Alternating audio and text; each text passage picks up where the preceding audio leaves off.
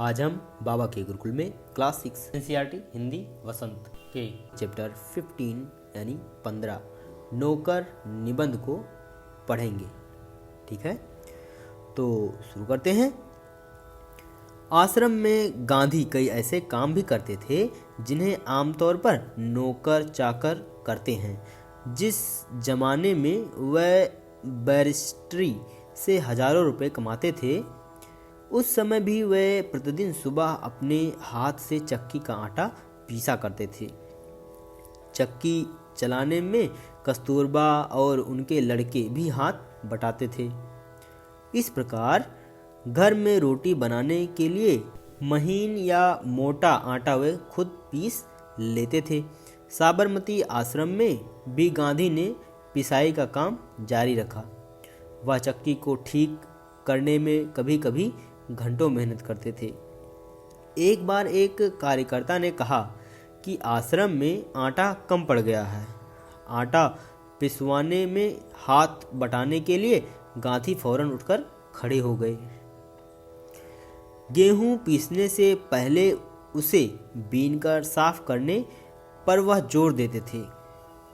कौपीन धारी इस महान व्यक्ति को अनाज बीनते देखकर उनसे मिलने वाले लोग हैरत में पड़ जाते थे। बाहरी लोगों के सामने शारीरिक मेहनत का काम करते गांधी को शर्म नहीं आती थी। एक बार उनके पास कॉलेज के कई छात्र मिलने आए। उनको अंग्रेजी भाषा के अपने ज्ञान पर बड़ा गर्व था। गांधी से बातचीत के अंत में वे बोले, बापू, यदि मैं आपकी कोई सेवा कर सकूं तो कृपया मुझे अवश्य बताइए। उन्हें आफा थी कि बापू उन्हें कुछ लिखने पढ़ने का काम देंगे। गांधी ने उनके मन की बात ताड़ ली और बोले, अगर आपके पास समय हो तो इस थाली के गेहूं बीन डालिए। आगंतुक बड़ी मुश्किल में पड़ गए, लेकिन अब तो कोई चारा नहीं था। 1 घंटे तक गेहूं बीनने के बाद वह थक गए और गांधी से विदा मांग कर चल दिए। कुछ वर्षों तक गांधी ने आश्रम के भंडार का काम संभालने में मदद दी, सेवा की। प्रार्थना के बाद वे रसोई घर में जाकर सब्जियां छीलते थे। रसोई घर या भंडारे में अगर वे कहीं गंदगी या मकड़ी का जाला देख पाते थे तो अपने साथियों को आड़े हाथों लेते थे। उन्हें सब्जी, फल और अनाज के पौष्टिक गुणों का ज्ञान था। एक बार एक आश्रमवासी ने बिना धोए आलू काट दिए। गांधी ने उसे समझाया कि आलू और नींबू को बिना धोए नहीं काटना चाहिए। एक बार एक आश्रमवासी को कुछ ऐसे केले दिए गए जिनके छिलकों पर काले चकत्ते पड़ गए थे। उसने बहुत बुरा माना। तब गांधी ने उसे समझाया कि ये जल्दी पच जाते हैं और तुम्हें खास तौर पर इसीलिए दिए गए हैं कि तुम्हारा हाजमा कमज़ोर है। गांधी आश्रमवासियों को अक्सर स्वयं ही भोजन परोसते थे। इस कारण वे बेचारे बेस्वाद उबली हुई चीज़ों के विरुद्ध कुछ भी कह नहीं पाते थे। दक्षिण अफ्रीका की एक जेल में वह सैकड़ों कैदियों को दिन में 2 बार भोजन परोसने का कार्य भी कर चुके थे। आश्रम का एक नियम यह था कि सब लोग अपने बर्तन खुद साफ करें। रसोई के बर्तन बारी बारी से कुछ लोग एक दल बांधकर धोते थे। एक दिन गांधी ने बड़े बड़े पतीलों को खुद साफ करने का काम अपने ऊपर लिया। इन पतीलों की पेंदी में खूब कालिख लगी थी। राख भरे हाथों से वह एक पतीले को खूब जोर जोर से रगड़ने में लगे हुए थे कि तभी कस्तूरबा वहां आ गई। उन्होंने पतीले को पकड़ लिया और बोली, यह काम आपका नहीं है, इसे करने को और बहुत से लोग हैं। गांधी को लगा कि उनकी बात मान लेने में ही बुद्धिमानी है और वे चुपचाप कस्तूरबा को उन बर्तनों की सफाई सौंपकर चले गए।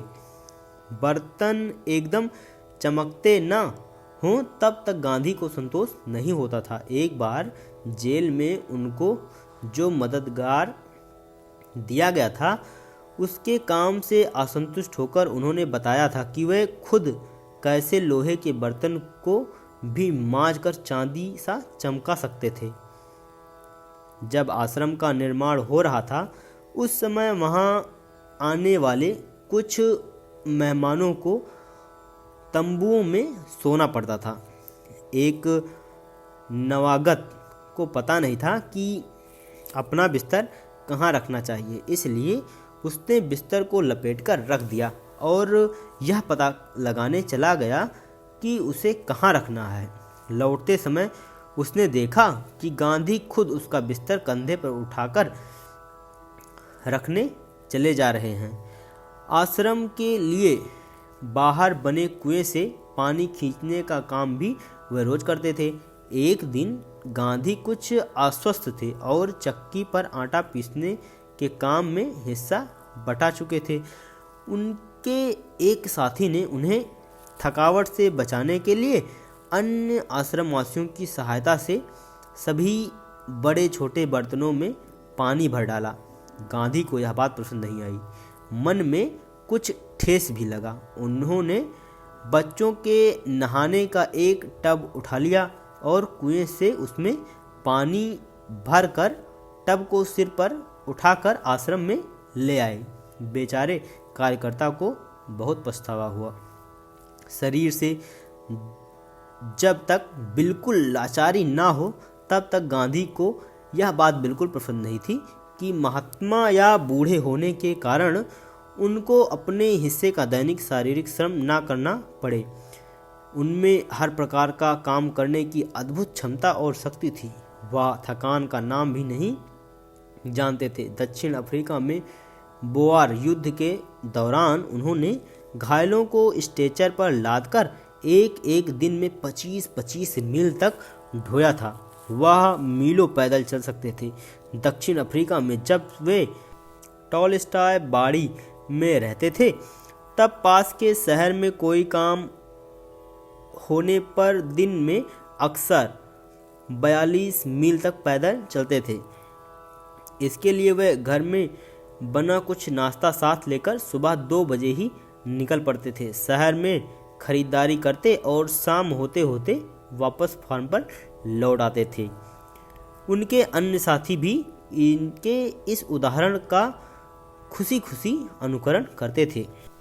एक बार किसी तालाब की भराई का काम चल रहा था जिसमें गांधी के साथी लगे हुए थे। एक सुबह काम खत्म करके वे लोग फावड़े, कुदाल और टोकरियां लिए जब वापस लौटे तो देखते हैं कि गांधी ने उनके लिए तस्तरियों में नाश्ते के लिए फल आदि तैयार करके रखे हैं। एक साथी ने पूछा, आपने हम लोगों के लिए यह सब कष्ट क्यों किया? क्या यह उचित है कि हम आपसे सेवा कराएं? गांधी ने मुस्कुराकर उत्तर दिया, क्यों नहीं, मैं जानता था कि तुम लोग थके मादे लौटोगे। तुम्हारा नाश्ता तैयार करने के लिए मेरे पास खाली समय था।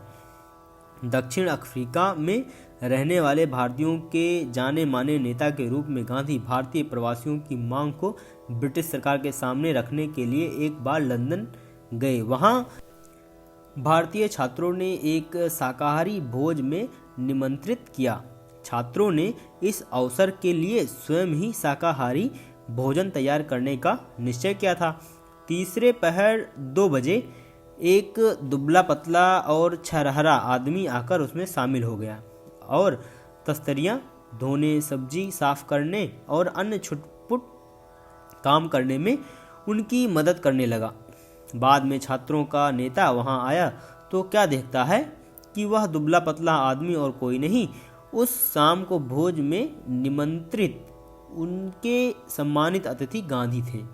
गांधी दूसरों से काम लेने में बहुत सख्त थे, लेकिन अपने लिए दूसरों से काम कराना उन्हें नापसंद था। एक बार एक राजनीतिक सम्मेलन से गांधी जब अपने डेरे पर लौटे तो रात हो गई। सोने से पहले वे अपने कमरे का फर्श बुहार रहे थे। उस समय रात के 10 बजे थे। एक कार्यकर्ता ने दौड़कर गांधी के हाथ से बुहारी ले ली। जब गांधी गांव का दौरा कर रहे होते उस समय रात को यदि लिखते समय लालटेन का तेल खत्म हो जाता तो वह चंद्रमा की रोशनी में ही पत्र पूरा कर लेना ज़्यादा पसंद करते थे, लेकिन सोते हुए अपने किसी थके हुए साथी को नहीं जगाते थे। नवाखाली पदयात्रा के समय गांधी ने अपने शिविर में केवल 2 आदमियों को रहने की अनुमति दी। इन दोनों को यह नहीं मालूम था कि खाखरा कैसे बनाया जाता है। इस पर गांधी स्वयं रसोई में जा बैठे और निपुण रसोइयों की तरह उन्होंने खाखरा बनाने की विधि बताई। उस समय गांधी की अवस्था 78 वर्ष की थी। गांधी को बच्चों से बहुत प्रेम था। अपने बच्चों के जन्म के 2 माह बाद उन्होंने कभी किसी दाई को बच्चे की देखभाल के लिए नहीं रखा। वे मानते थे कि बच्चे के विकास के लिए माँ बाप का प्यार और उसकी देखभाल अनिवार्य है। वे माँ की तरह बच्चों को देखभाल करते थे, खिला पिला और बहला सकते थे। एक बार दक्षिण अफ्रीका में जेल से छूटने के बाद घर लौटने पर उन्होंने देखा कि उनके मित्र की पत्नी श्रीमती पोलक बहुत ही दुबली और कमज़ोर हो गई हैं। उनका बच्चा उनका दूध पीना छोड़ता नहीं था और वह उसका दूध छुड़ाने की कोशिश कर रही थी। बच्चा उन्हें चैन नहीं लेने देता था और रो रो कर उन्हें जगाए रखता था। गांधी जी जिस दिन लौटे उसी रात से उन्होंने बच्चे की देखभाल का काम अपने हाथों में ले लिया। सारे दिन कड़ी मेहनत करने, सभाओं में भाफड़ देने के बाद 4 मील पैदल चलकर गांधी कभी कभी रात को 1 बजे तक पहुंचते थे और बच्चे को श्रीमती पोलक के बिस्तर पर से उठाकर अपने बिस्तर पर लिटा लेते थे। वह चारपाई के पास एक बर्तन में पानी भरकर रख लेते थे ताकि यदि बच्चे को प्यास लगे तो उसे पिला दें, लेकिन इसकी ज़रूरत नहीं पड़ती थी। बच्चा कभी नहीं रोता और उनकी चारपाई पर रात में आराम से सोता रहता था। एक पखवाड़े तक माँ से अलग सुलाने के बाद बच्चे ने माँ का दूध छोड़ दिया। गांधी अपने से बड़े का आदर करते थे। दक्षिण अफ्रीका में गोखले गांधी के साथ ठहरे हुए थे। उस समय गांधी ने उनके दुपट्टे पर इस्त्री की। वह उनका बिस्तर ठीक करते थे, उनको भोजन परोसते थे और उनके पैर दबाने को भी तत्पर रहते थे। गोखले बहुत मना करते थे लेकिन गांधी नहीं मानते थे। महात्मा कहलाने से बहुत पहले एक दक्षिण अफ्रीकीय से भारत आने पर गांधी कांग्रेस के अधिवेशन में गए। वहां उन्होंने गंदे पखाने साफ किए और बाद में उन्होंने एक बड़े कांग्रेसी नेता से पूछा, मैं आपकी क्या सेवा कर सकता हूँ? नेता ने कहा, मेरे पास बहुत से पत्र इकट्ठे हो गए हैं और जिनका जवाब देना है। मेरे पास कोई कारकुन नहीं है जिसे यह काम दूं। क्या तुम यह काम करने को तैयार हो? गांधी ने कहा, जरूर, मैं ऐसा कोई भी काम करने को तैयार हूँ जो मेरी सामर्थ्य से बाहर ना हो। यह काम उन्होंने थोड़े ही समय में समाप्त कर डाला और इसके बाद उन्होंने उन नेता की कमीज के बटन आदि लगाने और उनकी अन्य सेवा का काम खुशी से किया। जब कभी आश्रम में किसी सहायक को रखने की आवश्यकता होती थी तब गांधी किसी हरिजन को रखने का आग्रह करते थे। उनका कहना था कि नौकरों को हमारे वेतन भोगी मजदूर नहीं, अपने भाई के समान मानना चाहिए। इसमें कुछ कठिनाई हो सकती है, कुछ चोरियां हो सकती हैं, फिर भी हमारी कोशिश सर्वथा निष्फल नहीं हो जाएगी। उन्हें यह मालूम ही न था कि किसी को नौकर की भांति कैसे रखें। एक बार भारत की जेल में उनके साथ साथी कैदियों को उनकी सेवा टहल का काम सौंपा गया। एक आदमी उनके फल धोता या काटता, दूसरा बकरियों को दूहता, तीसरा उनके निजी नौकर की तरह काम करता और चौथा उनके पखाने की सफाई करता। एक ब्राह्मण कैदी उनके बर्तन धोता था और 2 गोरे यूरोपीय प्रतिदिन उनकी चारपाई बाहर निकालते थे। गांधी ने देखा कि इंग्लैंड में ऊंचे घरानों में घरेलू नौकरों को परिवार का आदमी माना जाता था। एक बार एक अंग्रेज के घर वे विदा लेते समय उन्हें यह देखकर बहुत खुशी हुई कि घरेलू नौकरों का उससे परिचय नौकरों की तरह नहीं बल्कि परिवार के सदस्य के समान कराया गया। एक बार एक भारतीय सज्जन के यहाँ काफ़ी दिनों तक ठहरने के बाद गांधी जब चलने लगे तब उस घर के नौकरों से उन्होंने विदा ली और कहा, मैं कभी किसी को अपना नौकर नहीं समझता, उसे भाई या बहन ही माना है और आप लोगों को भी मैं अपना भाई समझता हूँ। आपने मेरी जो सेवा की उसका प्रतिदान देने की सामर्थ्य मुझ में नहीं है, लेकिन ईश्वर आपको इसका पूरा फल देंगे। ये निबंध यहाँ पे समाप्त हुआ। अब हम इसके लेखक के बारे में यानी अनु बंदोपाध्याय जी के बारे में जान लेते हैं। ठीक है, अनु बंदोपाध्याय स्वतंत्रता आंदोलन के साथ साथ सामाजिक कामों में भी गांधी जी की अभिन्न सहयोगी रही। उन्होंने collectorate works of Mahatma Gandhi के संपादन के अलावा कस्तूरबा ट्रस्ट के साथ भी काम किया।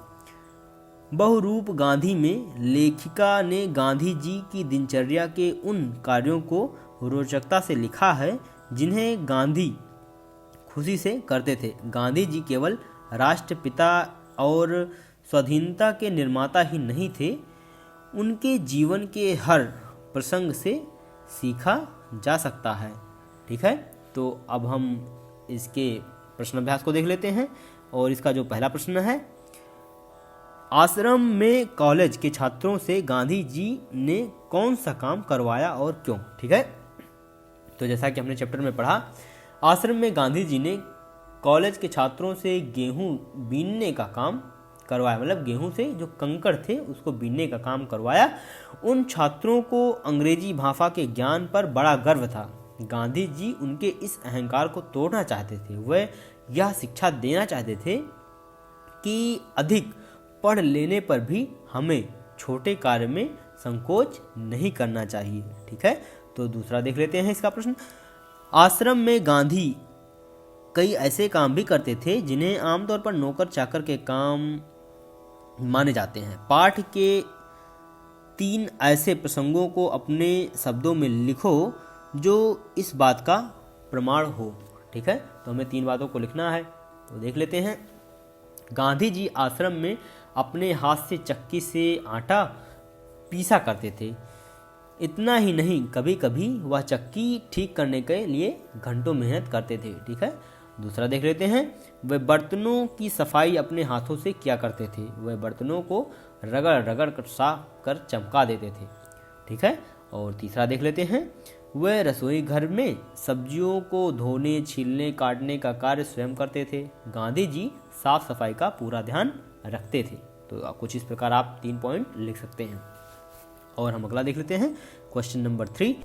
लंदन में भोज पर बुलाए जाने पर गांधी जी ने क्या किया। ठीक है, तो गांधी जी ने क्या किया था, जैसा कि हमने चैप्टर में पढ़ा है। जब लंदन में गांधी जी को वहाँ के छात्रों ने भोज पर बुलाया तो गांधी जी समय से पहले पहुंचकर तस्तरियाँ धोने, सब्जी साफ करने तथा अन्य छोटे मोटे काम करने में सहायता करने लगे। ठीक है, तो आप कुछ इस प्रकार से लिख सकते हैं। अब हम देख लेते हैं क्वेश्चन नंबर 4। गांधी जी ने श्रीमती पोलक के बच्चे का दूध कैसे छुड़वाया। ठीक है, तो गांधी जी ने जो पोलक थी, उनके दोस्त की पत्नी थी, जो उनका बच्चा था दूध पी रहा था, उसको कैसे छुड़वाया। तो श्रीमती पोलक का बच्चा रात को दूध पीने के लिए अपनी माँ को सारी रात जगाए रखता था। इससे वह काफ़ी कमज़ोर हो गई थी।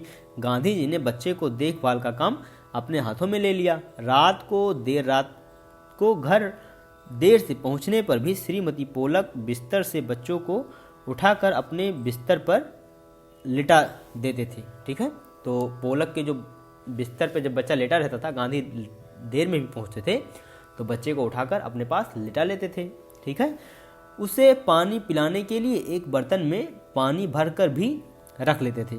बच्चे को 15 दिन तक अगर सोने पर बच्चे ने माँ का दूध छोड़ दिया। ठीक है, तो जब बच्चा 15 दिन तक अलग सोया तो उसने माँ का दूध छोड़ दिया। ठीक है, तो अगला देख लेते हैं।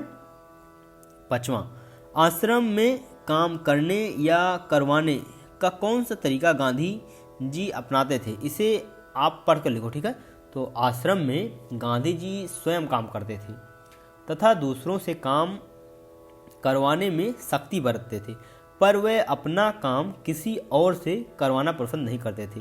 वे किसी के पूछने पर उसे तुरंत काम बता देते थे। गांधी जी को स्वयं काम करते देखकर कोई भी मना नहीं कर पाता था। वे काम करने वालों को भी कभी नौकर नहीं समझते थे, वरन उन्हें भाई बहनी मानते थे। इससे काम न करने की सोचने वाला भी काम करने को प्रेरित होता था। अब हम निबंध से आगे का पहला प्रश्न देख लेते हैं। गांधी जी इतना पैदल क्यों चलते थे? पैदल चलने के क्या लाभ होते हैं, लिखो। ठीक है, तो पैदल चलना स्वास्थ्य के लिए लाभप्रद है। गांधी जी यह बात जानते थे, इसलिए वह मीलों पैदल चला करते थे। पैदल चलना एक व्यायाम है, इससे पैर की हड्डियां और मांसपेशियां को मजबूती मिलती है, पैरों में ताकत आती है, शरीर की चुस्ती और फुर्ती बनी रहती है। पैदल चलने की आदत स्वस्थ रहने के में मददगार होती है। ठीक है, तो गांधी जी इसीलिए पैदल चलते थे। और अपना क्वेश्चन नंबर 2 देख लेते हैं इसका।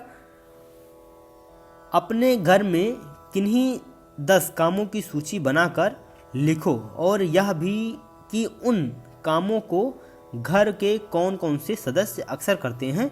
तुम तालिका की सहायता ले सकते हो। ठीक है, तो यहाँ पे एक तालिका दिया गया है और उसमें भरना है कि घर के कौन से काम कौन कौन से करते हैं। तो घर का सामान लाना, तो घर का सामान कौन लाता है, तो इसमें आप भर सकते हैं।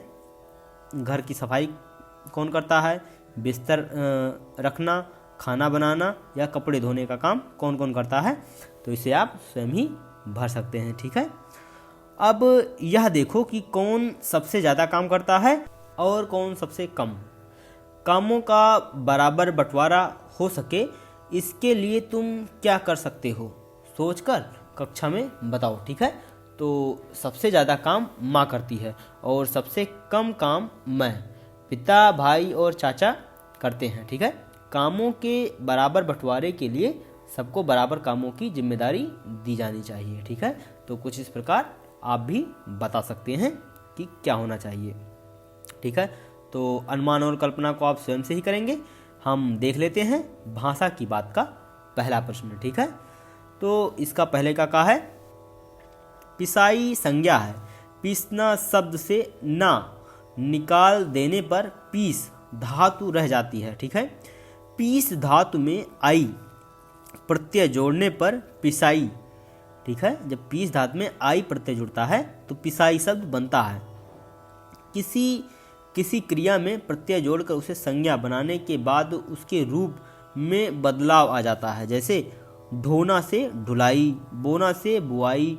मूल शब्द के अंत में जुड़कर नया शब्द बनाने वाले शब्दांश को प्रत्यय कहते हैं। ठीक है, तो नीचे कुछ संज्ञाएं दी हैं और बताओ कि ये किन क्रियाओं से बनती हैं। ठीक है, तो यहाँ पे क्या क्या दिया है, रोपाई, सिंचाई, कटाई।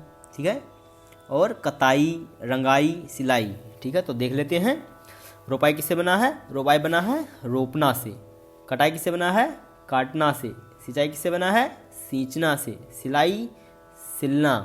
कताई, काटना। ठीक है, रंगाई, रंगना। ठीक है, तो आगे बढ़ते हैं, दूसरे का देख लेते हैं। ठीक है, तुमने कपड़ों को सिलते हुए देखा होगा। नीचे इस काम से जुड़े कुछ शब्द दिए गए हैं। आसपास के बड़ों से या दर्जी से इन शब्दों के बारे में पूछो और इन शब्दों को कुछ वाक्यों में समझाओ। ठीक है, तो इन्हें पूछना है कि इसका मतलब क्या होता है, इनके वाक्य बनाना है। ठीक है, तो हम देख लेते हैं पहले तुरपाई। तुरपाई क्या होता है, हाथ से सिलाई करने को हम तुरपाई कहते हैं। ठीक है, जब हम हाथ से किसी कपड़ों की सिलाई करते हैं तो उसे तुरपाई बोलते हैं। ठीक है, अब हम देख लेते हैं बखिया। बखिया क्या होता है, मशीन से जो सिलाई की जाती है उसे बखिया कहते हैं। कच्ची सिलाई देख लेते हैं, वह सिलाई जो पक्की सिलाई करने के बाद हटा दी जाती है उसे हम कच्ची सिलाई कहते हैं। चोर सिलाई क्या होती है, चोर सिलाई होती है वो जो बाहर से दिखाई ना दे। ठीक है, उसे हम चोर सिलाई कहते हैं। इसका खा है, नीचे लिखे गए शब्द पाठ से लिए गए हैं, इन्हें पाठ में खोज कर बताओ कि ये स्त्रीलिंग है या पुल्लिंग। तो आपको बताना है स्त्रीलिंग है या पुल्लिंग। इसमें कुछ शब्द दिए हैं, उसको पहले देख लेते हैं क्या क्या दिए गए हैं। कालिक, भराई, चक्की, रोशनी, सेवा और पतीला। ठीक है, तो इसमें से कालिक, भराई, सेवा, चक्की, रोशनी क्या है, स्त्रीलिंग है, जबकि पतीला जो है वो पुल्लिंग है। ठीक है, तो इसमें जो पतीला शब्द है सिर्फ वही पुल्लिंग है, बाकी सारे क्या हैं, स्त्रीलिंग है। ठीक है, तो यहाँ पर आपका ये चैप्टर समाप्त हो चुका है। यहाँ तक हमारे साथ वीडियो में बने रहने के लिए आप सभी का बहुत बहुत धन्यवाद। Next chapter in next video.